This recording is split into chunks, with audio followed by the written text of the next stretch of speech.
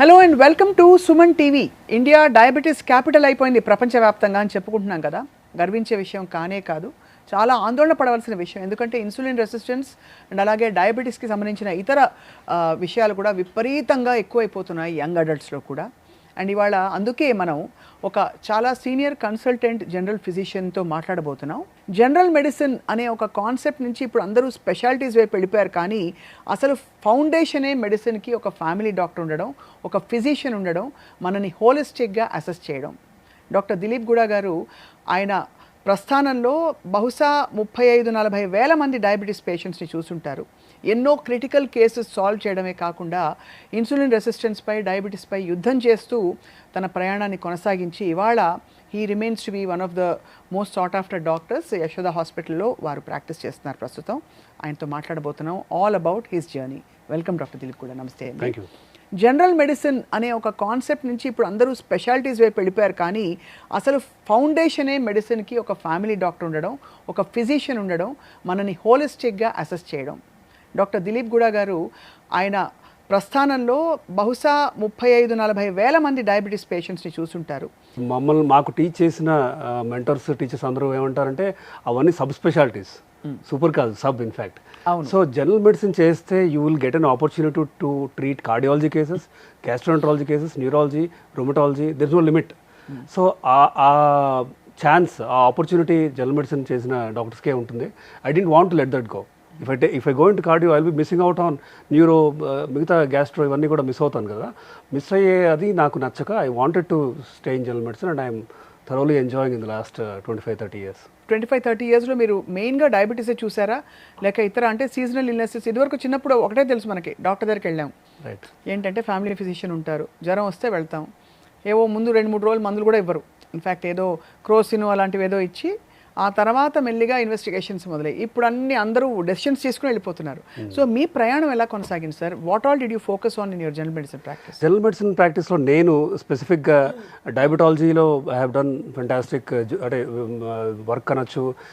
Diabetes remission, ఇప్పుడు ఇవాళ రేపు రివర్సల్ అంటున్నారు, రివర్సల్ పదం వాడకూడదు, but remission wise I'm doing some really good work. Basically I have inspired many of my colleagues and juniors. నా style of ట్రీట్మెంట్తో they are also starting to treat and they are seeing results.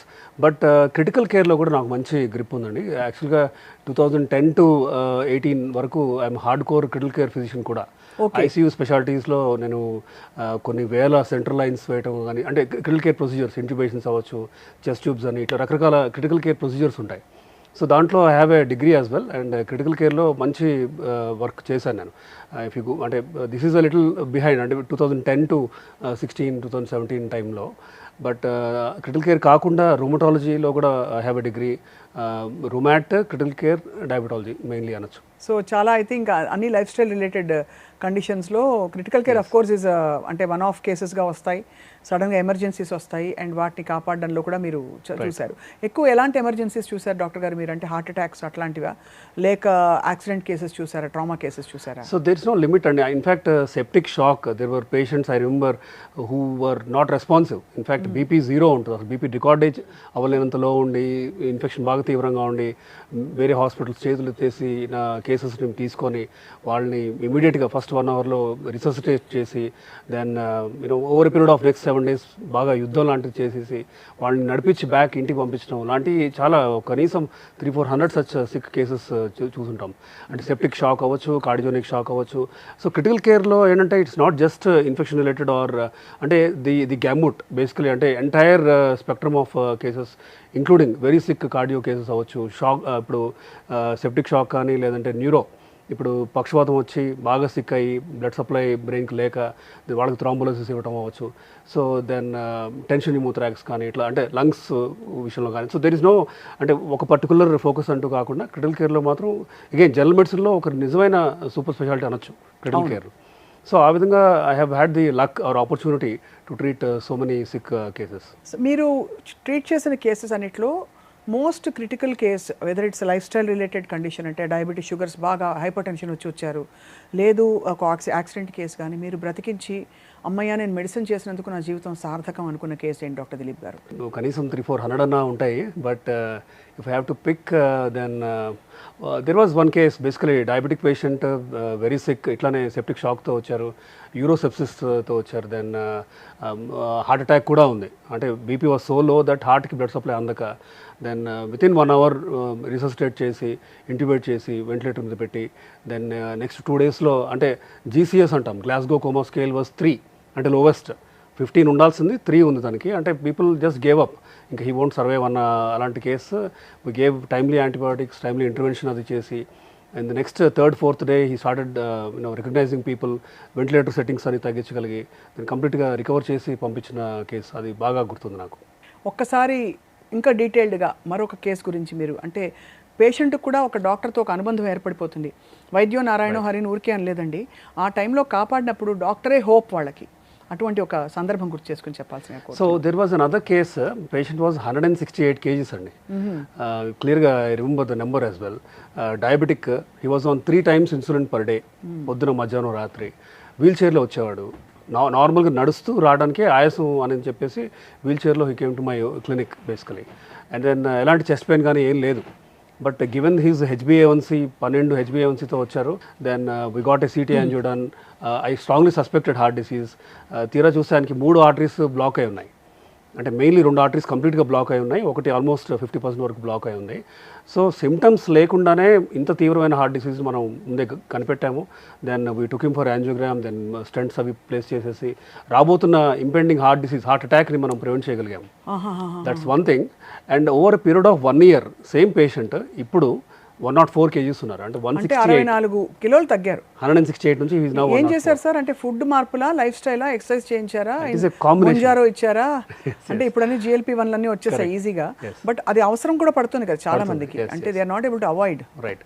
ఇప్పుడు is not a diabetic. అది so ఒక point of టైంలో 3 times insulin తీసుకుంటే కానీ తగ్గని sugars, ఇప్పుడు right now is not diabetic. His HbA1c is 5.4 now from 12 13. So అంత remission సాధ్యం డయాబెటీస్ లో, సాధ్యం. అటువంటి ఒక కేసు you must be feeling so fulfilled కదా. డెఫినెట్లీ. ఆయన ఎలా ఫీల్ అవుతున్నారు? ఆయన నా అంబాసిడర్. ఆయన కనీసం 20-30 మంది పేషెంట్స్ ఆయనే పంపించుంటారు, including his family, extended family and all. Great sir. అందరికీ లాంజివిటీ పెంచుకోవాలని ఉంది. సంపూర్ణంగా నిండు 100 ఏళ్ళు బ్రతుకు అని దీవించేవారు. ఒకప్పుడు లైఫ్ ఎక్స్పెక్టెన్సీ తక్కువ ఉన్నప్పుడే అలా అనేవారు. ఇప్పుడు పెంచుకోవాలంటే 100 ఏళ్ళు బ్రతకడానికి మీకేమన్నా గోల్డెన్ ప్రిస్క్రిప్షన్ ఉందా? మీరు లైఫ్ స్టైల్ని ఇంత దగ్గరగా స్టడీ చేస్తున్నారు కాబట్టి. So it is possible. Of course 100 number అని చెప్పలేము, బట్ లాంజివిటీ పెంచడానికి రియలీ ఇంపార్టెంట్. అంటే సింపుల్గా చెప్పాలంటే మనం తినే ఫుడ్ ఒక 30% తగ్గిస్తే పర్ మీల్, మీరు ఫుడ్ మరీ ఫుల్గా సెటైటీ బాగా ఉండేంత వరకు తినకుండా 30% మీ పోర్షన్ సైజ్, మీరు తినే ప్లేట్ సైజ్ తగ్గించినా కూడా it will help in a long manner. బేసికల్ అంటే 7 years లైఫ్ ఎక్స్పెక్టెన్సీ పెరుగుతుంది just by decreasing the amount of food, calories in the food అని కూడా ప్రూఫ్ ఉంది. అండ్ దెన్ డైట్లో ఎస్పెషలీ మెడిటరేనియన్ డైట్, అంటే తినే ఫుడ్ మనం ప్రాసెస్డ్ ఫుడ్ బాగా తగ్గించి అన్ప్రాసెస్డ్ ఫుడ్ కనుక మనం ఎంకరేజ్ చేసి, ఫైబర్ ప్రోటీన్ పెంచి, దెన్ కార్బ్స్ అండ్ ఫ్యాట్ తగ్గిస్తూ, సరైన విటమిన్స్ అండ్ మినరల్స్ ఉండేలాగా చూసుకుంటే ఖచ్చితంగా this ads life to the number of, అంటే మీ లైఫ్ ఎక్స్పెక్టెన్సీ ఖచ్చితంగా పెంచుతుంది. So that is really important. ఒకటి డైట్, ఇంకొకటి ఎక్సర్సైజ్, స్ట్రెస్ లెవెల్స్ తగ్గించుకోవటం, సరైన నిద్ర ఉండేలాగా, అంటే ఎక్సర్సైజ్ చేస్తూ నిద్ర సరిగ్గా ఉండేలాగా స్ట్రెస్ బాగా తగ్గించుకోవటం, స్మోకింగ్ ఆల్కహాల్ కనుక కంప్లీట్గా తగ్గించుకొని, అంటే అసలు తీసేసి, దెన్ అంటే స్మోకింగ్ అయితే 0 చేసేయాలి, ఆల్కహాల్ ఇంకా సోషల్గా ఎంత తక్కువ తీసుకుంటే అంత మంచిది. దెన్ కొలెస్ట్రాల్ లెవెల్స్ని చాలామంది తక్కువ అంచనా వేస్తారు. నార్మల్గా 120-130 LDL, లో డెన్సిటీ లిపోప్రోటీన్ అనేది, అంటే బ్యాడ్ కొలెస్ట్రాల్లో ఇదొక రకమైన ఇంపార్టెంట్ బ్యాడ్ కొలెస్ట్రాల్ అనుకోండి. దాన్ని మనం ఎంత తక్కువకి, అంటే రిస్క్ ఫ్యాక్టర్స్ ఉన్నప్పుడు 70-60 అలా తగ్గించుకోవాలి. ఇఫ్ రిక్వైర్డ్ మనం మందు ఇవ్వాల్సిన అవసరం కూడా ఉంటుంది. LDL తక్కువ ఉండాలి. LDL తక్కువ ఉండాలి. లెస్ దాన్ 70 ఉంటే it has shown correlation with longevity. కానీ అంటే మీరు లాంజివిటీ పాయింట్ ఆఫ్ వ్యూ నుంచి LDL 70 లోపు ఉండాలంటున్నారు. అంటే 100 దాటిందంటే కొంచెం లాంజివిటీ తగ్గినట్టు ఎక్స్పెక్ట్ చేయాలి. LDL తగ్గించుకోవచ్చా అండి? మనం తగ్గించుకోవచ్చు. దానికి బేసిక్ అంటే లో పవర్ ఒక రోజ్వాస్టాటిన్ లాంటి మందు తీసుకోవచ్చు. బట్ చాలామంది they don't like taking medicines. కానీ but when there is an indication, suppose diabetes ఉంది, మంచి కంట్రోల్లో ఉన్నా సరే మీరు 70 కంటే తక్కువ ఉండాలి. సపోజ్ మీరు అన్ని లైఫ్ స్టైల్ చేంజెస్ చేశారు, ఎక్సర్సైజ్ చేశారు, డైట్లో మొత్తం చెప్పినవన్నీ ఫాలో అవుతున్నారు, అయినా సరే 100, 110 ఉంది, జెనెటిక్ జన్యుపరంగా అవ్వచ్చు. But in that reason in that situation you will have to use a లో పవర్ కొలెస్ట్రాల్ టాబ్లెట్. 70 కంటే తక్కువ తేవాల్సిందే. సపోజ్ మీ షుగర్ కంట్రోల్ బాగాలేదు, ఫర్ సమ్ రీజన్ మీకు స్టెంట్ వేశారు, మీరు 50 కంటే తగ్గించుకోవాలి ఎల్డిఎల్. నా 10 mg రోజ్వాస్టాటిన్తో 50 కంటే తగ్గలేదనుకోండి, మీరు దాన్ని 20 చేయాల్సిన అవసరం ఉంది. ఇంకొన్ని వేరే క్లాసెస్ ఆఫ్ మెడిసిన్స్ ఉన్నాయి, బెంపడోయిక్ యాసిడ్ అని, ఎజిటమీబ్ అని, PCSK9 ఇన్హిబిటర్స్ అని వచ్చాయి. ఇవి వన్స్ ఇన్ 6 months తీసుకోవచ్చు, ఒక ఇంజెక్షన్ బేసిక్గా స్కిన్లో తీసుకోవచ్చు. PCSK9 అంటే ఇంక్లిసిరాన్ ఆ మందు పేరు. వన్స్ ఇన్ 6 months తీసుకుంటే you can bring your LDL to 30. అవునా? 30. సో అంటే అఫ్కోర్స్ అందరికీ కాదు, రిస్క్ ఫ్యాక్టర్ ఉండి ఒక స్టెంట్ వేశారు, మీకు ఇంకొక స్టెంట్ అవసరం పడకూడదు ఫర్ ఎగ్జాంపుల్, ఇలాంటి హై రిస్క్ ఉన్న వాళ్ళకి మాత్రం మనకు ఖచ్చితంగా ఇంక్లిసిరాన్ లాంటి మందులు హెల్ప్ అవుతాయి. బట్ ఇవి ఎప్పుడు ఇస్తాము? రోజ్వాస్టాటిన్, ఎజిటమీబ్ ఈ మందులతో సరైన LDL కంట్రోల్ జరగనప్పుడు then we will add with these medicines. So ఒకప్పుడు ఇండియా హెల్దీగా ఉంది, ఇప్పుడు అన్హెల్దీగా మారిపోయిందని ఒక ఆందోళన విపరీతంగా వింటున్నాం.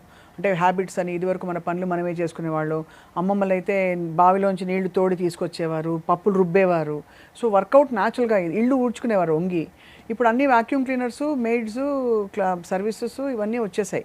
అండ్ ఈవెన్ గ్రోసరీ స్టోర్ కూడా మనం కూరగాయలు తెచ్చుకోవడానికి కూడా వెళ్ళట్లేదు, everything on the click of a button. So India అన్హెల్దీగా మారడానికి what is your main observation అండి? So it is a multi pronged answer. అంటే మీరు అడిగిన క్వశ్చన్కి ఒకటి, మనం వెరీ హై క్యాలరీ ఫుడ్ తీసుకుంటున్నాం, బేసిక్గా అన్ని fried food, trans fat rich foods తీసుకుంటున్నాం. అండ్ మనకి అర్థం కావట్లేదు తిన్న ఫుడ్లో ఎన్ని క్యాలరీస్ ఉంటాయో, people are not able to understand, and they are not understanding how much exercise is required to burn the calories coming from the food that there it is. Is it as simple as that input output? అదే that is just one of the 10 different things. So when you don't burn those calories, అది multiply అవుతూ ఉంటాయి, they keep sitting and become fat. Basic అది కూడా visceral fat అవుతుంది. Visceral fat amount పెరుగుతున్న కొద్దీ heart disease risk పెరుగుతుంది. Inflammatory and pro inflammatory state అంటాం, రైట్? ఇంటర్లూకిన్ 6 అని, TNF ఆల్ఫా అని కొన్ని మార్కర్స్ ఉంటాయి, ఇవన్నీ పెరుగుతాయి బేసిక్గా మనం అన్యూజ్డ్ క్యాలరీస్ వల్ల, పేరుకున్న ఫ్యాట్ వల్ల. బేసిక్ అది విసరల్ ఫ్యాట్ అవుతుంది ఖచ్చితంగా. ఆ విసరల్ ఫ్యాట్ని తగ్గించడానికి ఏంటి మరి? ఫ్యాటే బర్న్ అవ్వాలంటే, ఫ్యాట్ బర్న్ అవ్వాలి, దానికి mainly diet and exercise. Answer or bypass చేసేది ఏంటో లేదు, దానికి షార్ట్ కట్ లేదు. సో షార్ట్ కట్ లేదు. You will have to stick to the unprocessed food తీసుకోవటం, యాంటీ ఆక్సిడెంట్ రిచ్ ఫుడ్ తీసుకోవటం, ఫ్రూట్స్ అవ్వచ్చు, వెజిటబుల్స్ అవ్వచ్చు, ఇవన్నీ తీసుకుంటూ దెన్ ఎక్సర్సైజ్ ఏంటంటే బోత్ ఇప్పుడు కార్డియో చేయాలి, మజిల్ బల్క్ ఇంక్రీజ్ చేసే ఎక్సర్సైజ్ కూడా చేయాలి. People just do one type, అంటే కార్డియో ఫర్ ఎగ్జాంపుల్ యోగా చేస్తూ ఉంటారు చాలామంది. Yoga is a very good type of exercise, there is no doubt. Cardio respiratory రిజర్వ్ని పెంచేది యోగా మెయిన్లీ. కానీ is it enough? No. Does yoga burn enough calories? Unless it is power yoga, అది calories burn అవ్వట్లేదు, మంచిదే. కానీ yoga is not a replacement for exercise. అదే కదా, మనం క్యాలరీస్ బర్న్ చేయాలి అంటే ఒక పక్క కార్డియో చేయాలి, యూ హ్యావ్ టు మీకు హఫింగ్ పఫింగ్ కానీ, లేదంటే స్వెట్ రావాలి, కొంచెం ఆయాసం రావాలి, అలసట రావాలి, అప్పుడే ఎక్సర్సైజ్ యొక్క బెనిఫిట్ బాడీకి అందుతున్నట్టు, అంతే, రైట్? మజిల్ బల్క్ కూడా పెంచుకోవాలి. అంటే యూ విల్ హ్యావ్ టు, ఇప్పుడు చాలామంది ఏజ్ 50, 60 అవుతున్న కొద్దీ సార్కోపీనియా అంటాం, మజిల్ బల్క్ తగ్గుతూ వస్తుంది. మజిల్ బల్క్ తగ్గిన వాళ్ళకి హార్ట్ డిసీజ్ రిస్క్ పెరుగుతుందని కూడా దెర్ ఇస్ ప్రూఫ్. అది so ageing it self will bring down the total muscle bulk mass. So దానికి మనం కౌంటర్ చేయాలి. ఎలా? ప్రోటీన్ ఇంటేక్ పెంచాలి. Simple exercises like for example ఒక చిన్న డంబెల్ 3-4 kg డంబెల్ పట్టుకొని కూర్చొని లేవటం, స్క్వాట్స్ చేయటం, వెయిటెడ్ స్క్వాట్స్ చేయటం, it's a simple thing. And then cycling, లేదంటే అంటే ఇంట్లో కూర్చొని తొక్కే cycle is enough basically. Treadmill చేస్తే కొంచెం ఇంక్లైన్ పెట్టి, అంటే if you are younger, say 40 to 50 age group అయితే కొంచెం ఇంక్లైన్ పెట్టచ్చు, 50 or more అయితే ఇంక్లైన్ పెట్టకుండా చేయటమే బెటర్. బట్ స్విమ్మింగ్ కానీ, సైక్లింగ్ కానీ, ట్రెడ్మిల్ కానీ, ఇవన్నీ కార్డియో ఇవి చేస్తూనే ఆల్టర్నేట్ డే మనం ఏం చేస్తామంటే బెస్ట్ ఆఫ్ బోత్ వరల్డ్స్ అందాలి అని చెప్పి ఈ ఆల్టర్నేట్ డే రెసిస్టెన్స్ బ్యాండ్స్ అవ్వచ్చు, డంబెల్స్ అవ్వచ్చు, కొంచెం తక్కువ వెయిట్తో 3-4 kg డంబెల్స్ అవ్వచ్చు, దెన్ కూర్చొని లేవటం, స్క్వాట్స్ అవ్వచ్చు, పుషప్స్ ఆర్ పుల్అప్స్ చేయగలిగితే పుల్అప్స్. సో ఇవన్నీ కూడా important. It's a combination that helps. It is never only cardio చేస్తే చాలు అని కాదు. సో ఈ కాంబినేషన్ ఆఫ్ ఎక్సర్సైజ్తో పాటు కనుక డైట్ మనం కనుక ఫాలో అవుతాయి, ఈ హై క్యాలరీ ఫుడ్స్ బాగా మనం అవాయిడ్ చేసి, ఇప్పుడు పీపుల్ థింక్ ఆలివ్ ఆయిల్ చాలా మంచిదని, అండ్ దెన్ కూర స్టార్ట్ చేసేటప్పుడు ఆలివ్ ఆయిల్ని తో స్టార్ట్ చేస్తారు. వెన్ యూ బర్న్ ఇట్, అంటే బాగా హై టెంపరేచర్లో ఆలివ్ ఆయిల్ తన మంచి గుణాలని కోల్పోద్ది బేసిక్గా. So when should you put olive oil? Curry అయిపోయిన తర్వాత కొంచెం డ్రాప్స్ వేయాలి. అప్పుడే ఆలివ్ ఆయిల్ యొక్క బెనిఫిట్స్ మనకి అందుతున్నట్టు. సో ఎనీ ఆయిల్ కానీ ఏదైనా మీరు ఫ్రై చేస్తున్నారంటే ఆ మంచి గుణాలన్నీ పోతాయి. ఇంకా opposite trans fats, bad fats అని వెళ్ళి కూర్చుంటున్నాయి అక్కడ. అంతే కదా. సో ఫ్రైడ్ ఫుడ్ కంప్లీట్గా అవాయిడ్ చేయాల్సిందే మనం. అండ్ సే 35-40 దాటితే ఎగ్ ఎల్లో కూడా ఒకటి కంటే ఎక్కువ తీసుకోకూడదు. వైట్స్ ఎక్కువ తీసుకోవాలి, ఎల్లో నాట్ మోర్ దాన్ 1 అసలు తీసుకోకపోయినా పర్వాలేదు, మంచిదే అంటారు. రైట్. అండ్ దెన్ ఈ సింపుల్ కార్బ్స్ అంటాము, అంటే తినగానే డైజెస్ట్ అయ్యే ఫుడ్స్ లైక్ వైట్ రైస్ కానీ, ఇడ్లీ కానీ, దోశ బియ్యపిండితో చేస్తే కానీ, దెన్ మైదా, ఇవన్నీ మనం ఎంత అవాయిడ్ చేస్తే అంత మంచిది. Sugars mainly people under estimate what 2-3 spoons of sugar per day can do. అంటే టీ కాఫీ తీసుకుంటూ ఉంటారు, 3-4 టైమ్స్ తాగుతూ ఉంటారు, ఈచ్ టైం షుగర్ యాడ్ అయి ఉంటుంది దాంట్లో. ఇమాజిన్ 6-7 స్పూన్స్ ఆఫ్ షుగర్ వాళ్ళకి మైండ్లో ఉండదు. అది ఇవన్నీ కూడా ఏంటంటే back of the mind, basic అంటే బాడీలో క్యాలరీస్ అన్ని మౌంట్ అవుతున్నాయి. సో అవన్నీ ఇప్పుడు పెరిగిపోయి ఇండియా అన్హెల్దీగా మారడానికి కారణం ఏంటి? It is not able to burn that. Correct, definitely. So sugar చెప్పారు, సింపుల్ కార్బ్స్ చెప్పారు, అండ్ అలాగే సార్కోపీనియా గురించి చెప్పారు, ట్రాన్స్ ఫ్యాట్స్ గురించి చెప్పారు, ఇంకా of course stress, life style, ఇవైతే చెప్పుకుంటూ పోవచ్చు. స్ట్రెస్ ఎంత పెరిగిపోయింది సార్ ఇప్పుడు. అసలు కంటి నిండా ఎవరైనా ఉన్నదైనా పోనీ ₹2 దాచుకున్నది ఎంజాయ్ చేస్తున్న రోజులు ఉన్నాయో చెప్పండి? లేదు. అసలు ఎప్పుడు నెక్స్ట్ ఏంటి, రేపేంటి, రేపేమైపోతుంది, నా గురించి వీళ్ళేమనుకుంటున్నారు, వాళ్ళే, ఇదే సరిపోతుంది లైఫ్. డాక్టర్ దిలీప్ గౌడ గారు, మీరు మీ హెల్త్ని ఎలా చూసుకుంటారండి? How do you take care now that your qualified doctor? మీరు 100 మందికి 1000 మందికి సలహాలు ఇస్తారు. మీరు ఏం మెయింటైన్ చేస్తారు? అసలు సాంబార్ అన్నం పెద్ద అరిటాక్ వేసుకుని ఫుల్ మీల్, లేకపోతే ఒక మెస్కి వెళ్ళి బాగా ఒక మౌండ్ ఆఫ్ రైస్, ఇదివరకు చిన్నప్పుడు తినేవాళ్ళం మేము, అలాంటివన్నీ తింటారా? I have stopped eating white rice or white rice based idli, dosa లాంటివి నేను తిని 5 years అవుతుంది బేసికలీ. మీ హెల్త్ మారింది ఆ తర్వాత? ఖచ్చితంగా. సో నేను 30-40 times a day when I tell my patients, I follow it. నేను అది పాటిస్తూనే చెప్తాను. ఎందుకంటే ఇప్పుడు డయాబెటిక్ డైట్ అనేది it is not just diabetics తినాల్సిన డైటే కాదు, అందరం తినాల్సిన diet. So that is what even I have been following. So బేసిక్గా అంటే గ్లైసెమిక్ ఇండెక్స్ అంటాం, అంటే తినగానే ఇట్లా ఒక షుగర్ స్పైక్ వచ్చే ఫుడ్స్ని మనం వీ డోంట్ ఎంకరేజ్. సో కొంచెం డైజెస్ట్ అవ్వడానికి కష్టపడాలి మన gastrointestinal system.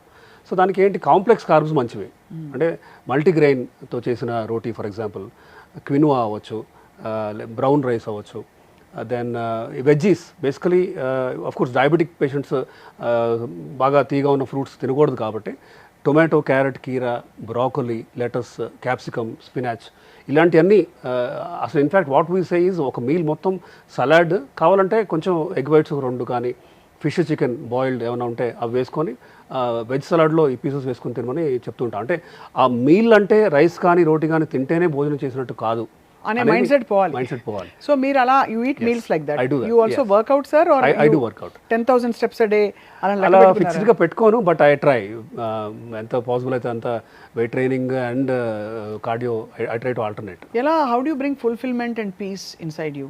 It is about ఇన్నర్గా, అంటే I get inner peace with, I'm satisfied with what I'm doing.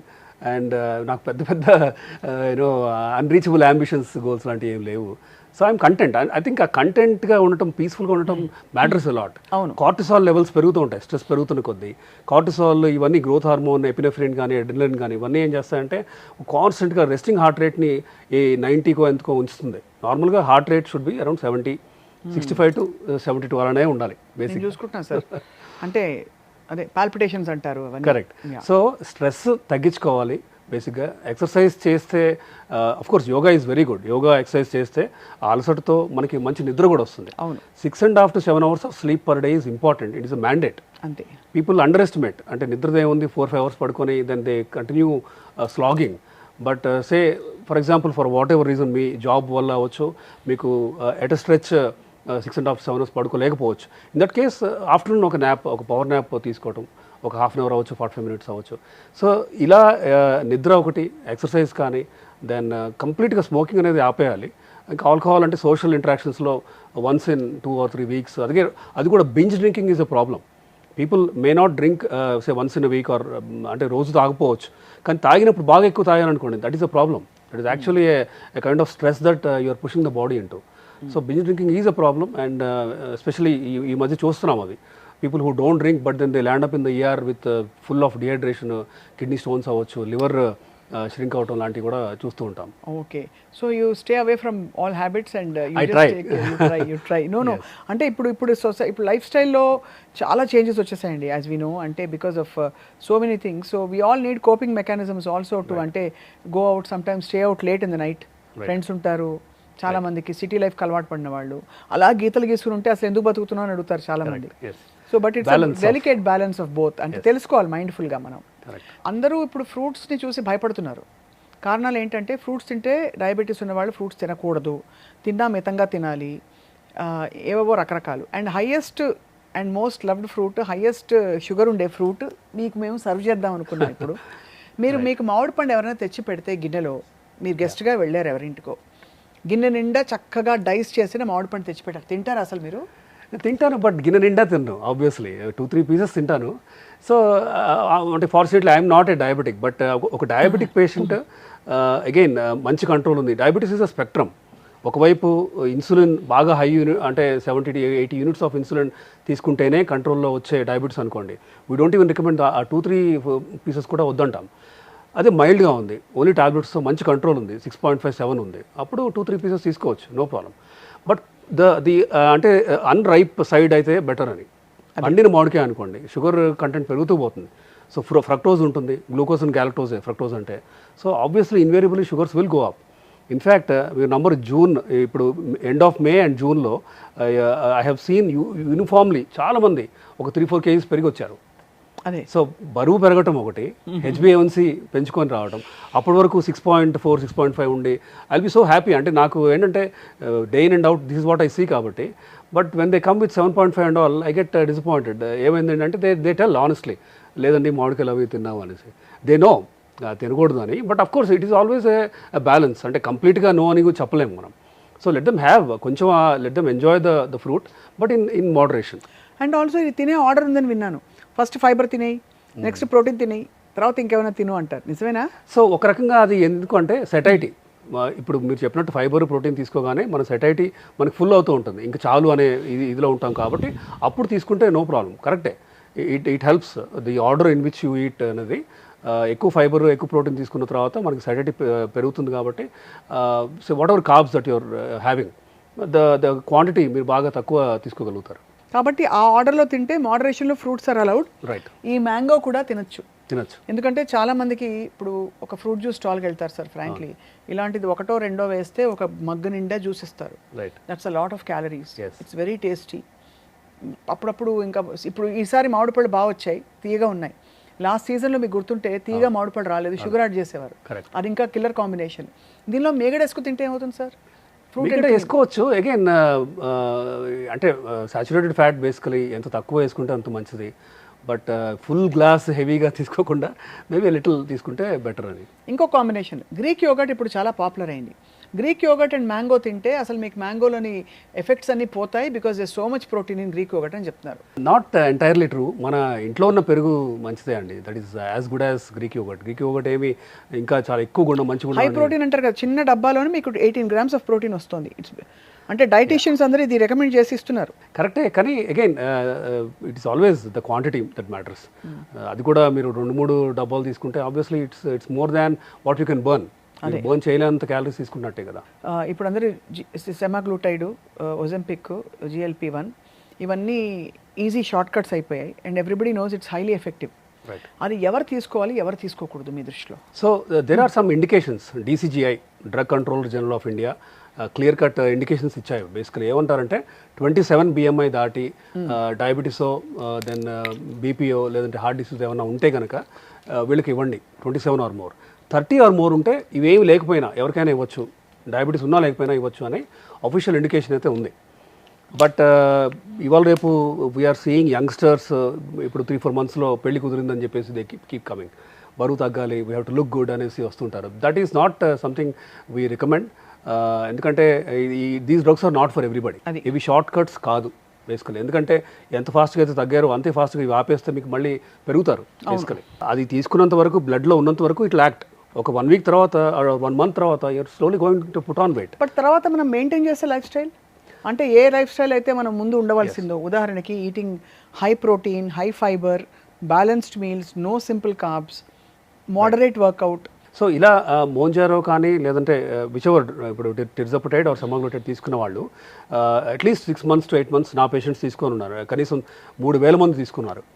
In fact in the last 5 to 6 years I must have given to 3,000 patients or more. And ఒక ball park figure చెప్పాలంటే 25% body weight తగ్గారు. అంటే 100 kgs ఉన్న వాళ్ళు 75 వచ్చారు, 130 ఉన్నవాళ్ళు ఇప్పుడు 100 అలా ఉన్నారు. అయితే are they taking this for ever? No. నేను కూడా వాళ్ళకి ఏం చెప్తానంటే కనీసం ఒక 8 months వరకు మీరు రెడీ అవ్వాలి. ఎందుకంటే ఈ 8 monthsలో they are habituating to a life style.